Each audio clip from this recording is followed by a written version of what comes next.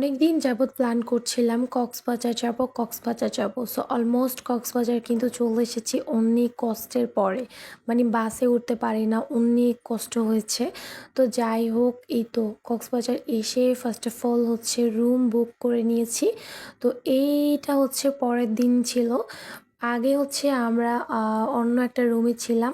তো এটা হচ্ছে আরেকটা রুম ছিল। তো যাই হোক, আমরা বিচে কিন্তু গোসল করতে গিয়েছিলাম।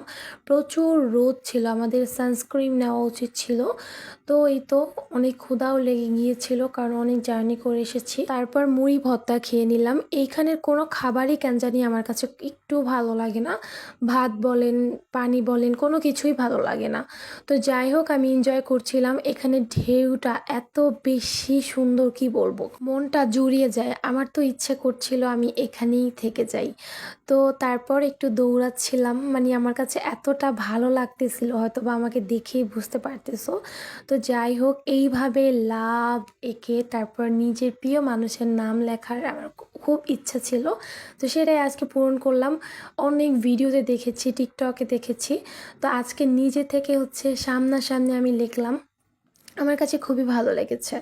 তারপর এই তো গোসল করতে, এই সমুদ্রের ঢেউয়ে কিন্তু তখন আমি অনেক এনজয় করেছি, আমার একটুও ভয় লাগেনি। একা একা দৌড়ে দৌড়ে গিয়েছি, কিন্তু এখন এডিটিং করার সময় ঢেউ দেখে আমার প্রচুর ভয় লাগতেছে যে আমি একা ওইখানে কিভাবে ছিলাম, কেমনে ছিলাম। তো আজকের ভিডিওটা এই পর্যন্তই। তারপরের দিন কি কি করলাম কক্সবাজারে তোমাদের সাথে নেক্সট ব্লগে কিন্তু শেয়ার করবো। আল্লাহ হাফেজ।